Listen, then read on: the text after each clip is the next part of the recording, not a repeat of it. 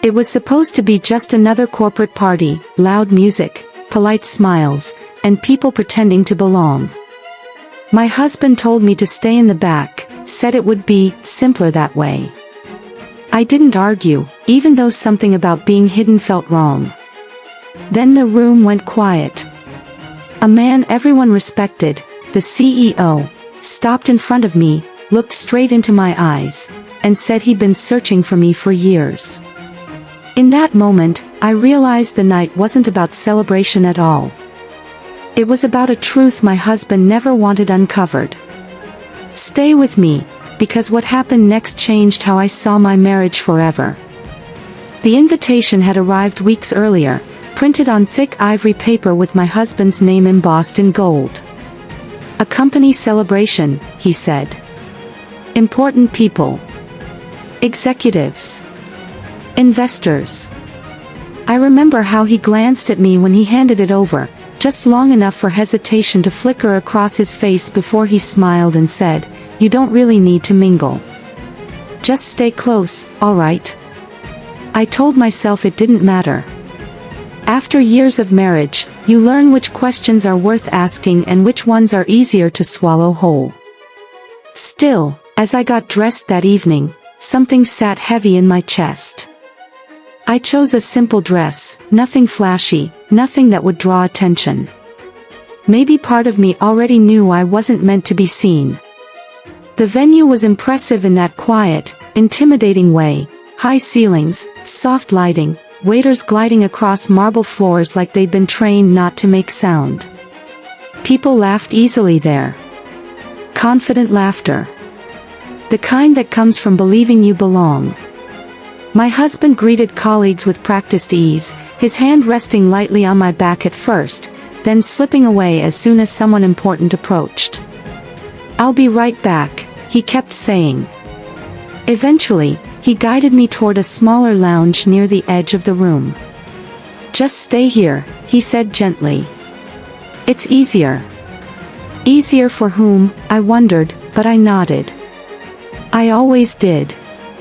From where I stood, I could see the party without being part of it. Conversations floated past me in fragments, numbers, expansions, promotions. Everyone seemed to know where they were going. I stood near a tall plant, half hidden, sipping a drink I didn't want, feeling oddly transparent. Like furniture. Useful, but unnoticed. I thought about the early years of our marriage, when he used to introduce me proudly. When my presence felt like something he wanted, not something to manage. Somewhere along the way, that had changed, quietly, without a conversation I could point to. I told myself I was being sensitive. I always did. That's when the room shifted. It wasn't sudden silence, not exactly, but a subtle change in energy. Heads turned. Conversations softened. A man had entered, older, composed, with the kind of authority that didn't need announcing. The CEO. I recognized him immediately, though we had never met. Everyone knew who he was. He moved slowly through the crowd, nodding here and there, stopping to exchange a few words. People leaned in when he spoke. They always do when they think proximity might change their future. I barely noticed him at first. Why would I? I wasn't part of this world. I was just the wife standing in the background, where I had been placed. And then he stopped. Not near my husband. Not near the center of the room. He stopped in front of me. For a moment, I thought it had to be a mistake. That he was looking past me, or at someone behind me. I stepped slightly to the side, but his eyes followed mine. Steady. Focused. Curious in a way that made my breath catch. "Excuse me," he said, his voice calm, measured. "I've been looking for you." The words didn't make sense. My first instinct was to laugh them off, to apologize for whatever misunderstanding had happened. But something in his expression stopped me. He wasn't confused. He wasn't guessing. He was certain. "I think you have me confused with someone else," I said softly. He smiled, not unkindly. "No," he replied. "I don't." Around us, the room seemed to hold its breath. I could feel eyes on us now, curiosity sharpening into interest. This was not how the evening was supposed to go.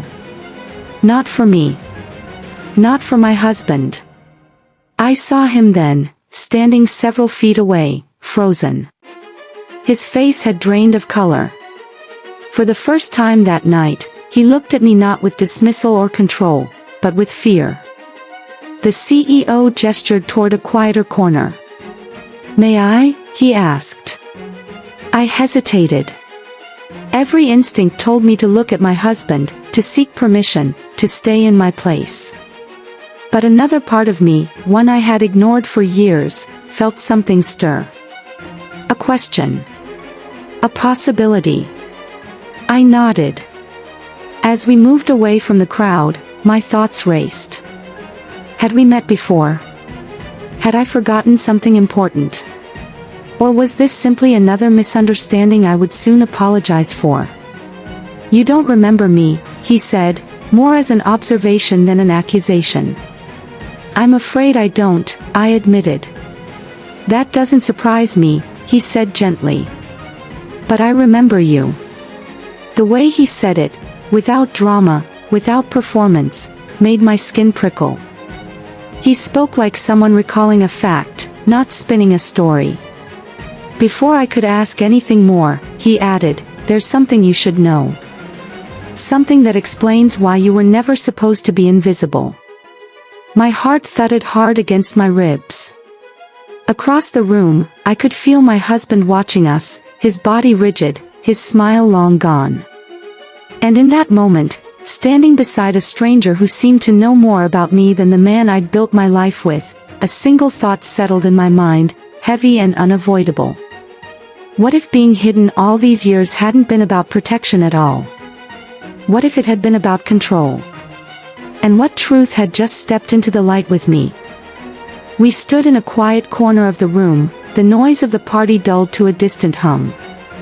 The CEO didn't rush his words. He looked at me the way someone looks at a photograph they've carried for years, carefully, almost respectfully. "About 15 years ago," he began, "I was working on a project that nearly failed before it even started. I was younger then, less cautious. I trusted the wrong people." He paused, watching my face, as if gauging how much I could take. "Someone anonymously sent me a detailed analysis. Clear, thoughtful, honest. It saved the company millions." I felt a strange tightening in my chest. "I'm not sure why you're telling me this." "Because that analysis came from you," he said gently. I shook my head. "That can't be right." "It was," he replied. "Your name wasn't on it. But the thinking, the phrasing, it was unmistakable. I spent years trying to find out who had written it." The room seemed to tilt slightly. Memories surfaced, uninvited. Late nights at our kitchen table, papers spread out, my husband asking for my opinion on drafts, strategies, decisions. I had thought I was helping him. Supporting him. Being a good partner. I stopped looking, the CEO continued, when I was told the person behind it didn't want recognition. That they preferred to stay, in the background. I followed his gaze, and for a brief moment, it landed where my husband stood. Still watching. Still silent. "I believed it," the CEO said. "But tonight, when I saw you, I knew. Some people don't disappear by choice. They're hidden." The word landed hard. I felt heat rise behind my eyes, not tears yet, but something close. All those years of convincing myself I didn't need to be seen. That supporting was enough. That quiet sacrifice was love. I never meant for anyone to know, I said, my voice unsteady. I trusted him. I'm sure you did, he replied. But trust should never require erasure. He didn't say much more. He didn't need to. He simply handed me his card and said, if you ever want to talk about your ideas, your work, or simply yourself, I'd like that. Then he walked away, leaving me standing there with a truth I could no longer ignore. My husband approached slowly, as if afraid sudden movement might break something. His smile tried to return, but it didn't quite fit his face anymore. What was that about? He asked, too casually. I looked at him, really looked at him, perhaps for the first time in years. The man I had loved.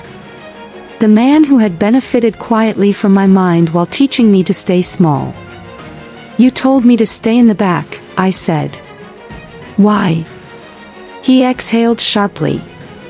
You're reading too much into this. No, I said softly. I think I finally stopped reading too little. He glanced around, aware of the eyes nearby, the potential consequences.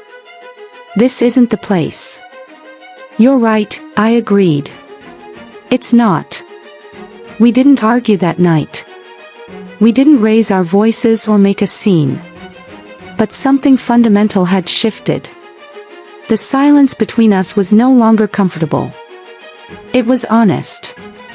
At home later, long after the party had ended, we sat across from each other at the same table where I had once offered my thoughts freely. He spoke about intentions, about fear, about wanting to protect what he had built. I listened. And then I spoke. I told him how it felt to slowly disappear. To be valued only in private, hidden in public. To watch my confidence shrink while his grew, fed by work that had once been ours. He didn't interrupt. For the first time, he couldn't. I don't know what this means for us yet, I said. But I know what it means for me. The days that followed were quiet. Reflective. I took long walks. I wrote again, not for him, not for anyone else, but for myself. Ideas returned. Confidence followed, cautiously at first. I called the number on the card. Not to demand anything. Just to talk. What surprised me wasn't the opportunity, it was how ready I felt to take up space again. My marriage didn't end that night. But it changed. Boundaries were drawn where silence used to live. Conversations became harder, but more real. Whether we would grow together or apart remained uncertain. What I did know was this: being hidden had taught me how deeply I valued being seen, not for approval, but for truth. And standing in my own life again, I felt something I hadn't felt in years. Not anger. Not regret. But the quiet strength of a woman who finally remembered who she was.